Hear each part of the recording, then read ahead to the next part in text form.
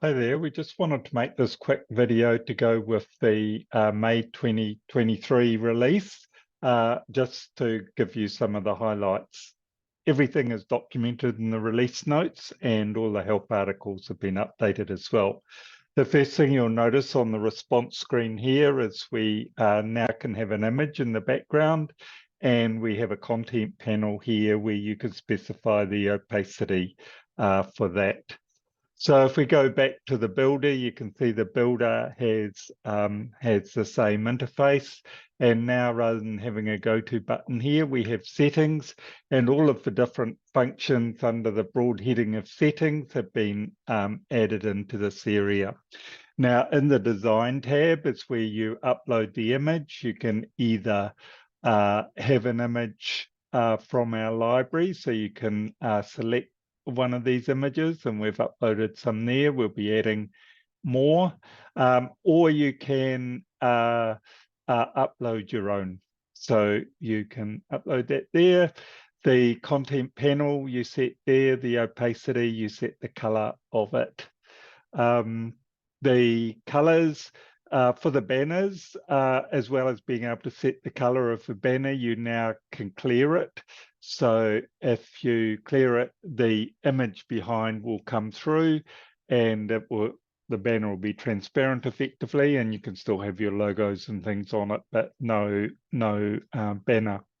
Now for the section heading, the subsection, if you're using it, questions and answers, you can now set the color, the font, and the font size. And when you select a font in any of these, you have the standard Microsoft fonts available, but you also have all of the Google fonts, so you can choose one of those and use those to make your assessment much more like your brand. Now, as I mentioned, we've change this interface. So the most commonly used settings are on this first general tab.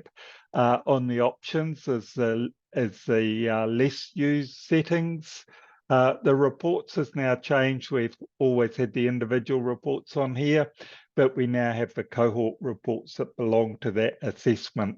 So much easier to access. The reports are still also in the reports menu. The cohorts is largely unchanged. Emails, so that's come in off the separate function. Ratings, media, graphics, and pricing, and site text. So they're all available through that interface. Now, the next thing I want to show you is in responses. So if we add a new response, we only have a smaller list of fields here. So these are the most commonly used when adding a response, and the rest are in the options. So they're typically not required. If we go back to the list, we have the ability now to tailor the list for your use. So you can, it's a drag and drop interface, so you can order them, you can decide which fields you want to appear, you can indicate that you want a field not to wrap, just to make it so that it's more compact in the view. So all of that's available. The same is available for cohorts. So these previously called cohort initiations, this is now just abbreviated down to cohorts. So you can do the settings thing here as well, and you have a smaller list here when you're first setting up a cohort.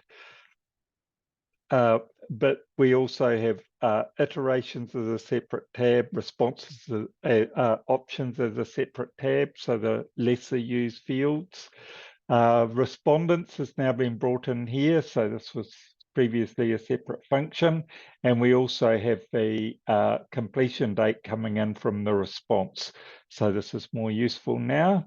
But the email sent, the anonymous URLs, and cohort reports again also available from here, as well as all the previous ways.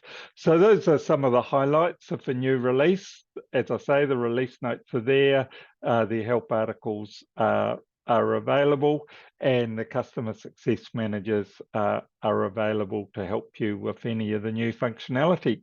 So we hope you enjoy using the new version.